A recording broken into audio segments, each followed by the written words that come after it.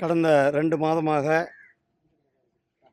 நடைபெறுகின்ற இந்த ஜனநாயக திருவிழானுடைய இறுதிக்கட்டம் இன்றைக்கு 7ஆம் கட்ட வாக்குப்பதிவு நடைபெற இருக்கிறது. இந்த வாக்குப்பதிவு முதல் கட்டத்திலிருந்து 7ஆம் கட்டம் வரலும் பார்க்கும் பொழுது ஒரு இந்தியா முழுவதும் பாரதிய ஜனதா கட்சிக்கு மாண்புமிகு பாரத பிரதமர் திரு நரேந்திர மோடிஜி அவர்களுக்கு ஒரு மிகப்பெரிய ஆதரவலை இருந்து கொண்டிருக்கிறது. மாண்புமிகு பாரத பிரதமர் திரு நரேந்திர மோடிஜி அவர்கள் 3வது முறையாக 400க்கும் மேற்பட்ட தொகுதிகளில் வெற்றி பெற்று பிரதமராகுவது உறுதி செய்யப்பட்ட ஒன்று. நேற்றைக்கு நம்மளுடைய மேட்டுப்பாளையத்தில் ஒரு இளைஞர் அந்த பகுதியினுடைய காங்கிரஸ் கவுன்சிலர்கிட்ட இந்த பகுதியை ஏன் சுத்தம் செய்யலைன்னு கேட்குறாரு. அந்த கேட்டுக்கிட்டு இருக்கும்போதே அந்த பையனை தகாத வார்த்தைகளால் திட்டி அந்த பையனை கொடுமையாக தாக்கி அந்த பையன் இன்னைக்கு சீரியஸாக ஹாஸ்பிட்டலில் இருக்கிறான். ஆனால் அந்த கவுன்சிலர் மேலே தமிழக காவல்துறை 2 நாட்கள் ஆகி சம்பவமாகி இன்றைக்கு வரலும் கவுன்சிலருடைய அந்த கணவரையும் இன்று வரலும் கைது செய்யவில்லை. மாறாக அந்த இளைஞர் மேலேயும் அந்த தாயார் மேலேயும் வழக்கு பதிவு செய்யப்பெறுவது வன்மையாக கண்டிக்கத்தக்கது. காவல்துறை எந்த அளவுக்கு சீர்கட்டு போயிருக்கிறதுன்னு பாருங்கள். ஒரு இளைஞர் பாதிக்கப்பட்டு மருத்துவமனையில் அட்மிட் ஆகிருக்கிறார். கொடூரமாக தாக்கப்பட்டு கழுத்தில் எலும்பு முறிவு ஏற்பட்டிருக்கிறது.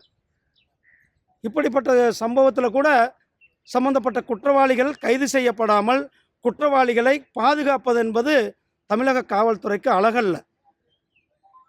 எந்த ஒரு சம்பவமானாலும் அவர் மேலே உடனடியாக நடவடிக்கை சில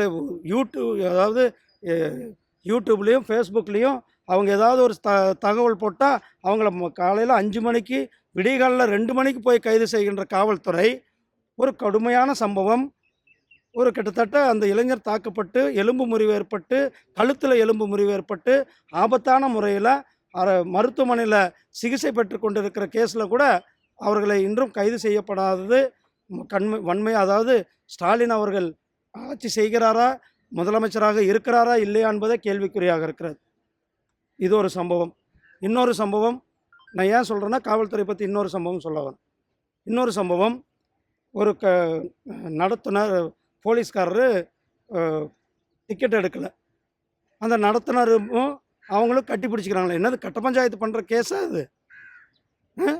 2 துறைகளுடைய செயலாளர்கள், உள்துறை செயலாளரும் போக்குவரத்து துறை செயலாளரும் கட்டி பிடிச்சிட்டு ஒரு வீடியோ போடுங்கப்பா. இது என்னது? தமிழ்நாட்டினுடைய சட்டம் ஒழுங்கு என்ன அரசாங்கம் நிர்வகிக்கிறார்களா இல்லையா? மிகவும் கேவலமாக ஒரு முதலமைச்சர் ஸ்டாலின் அவர்கள் வேலை செய்து கொண்டிருக்கிறார்கள்.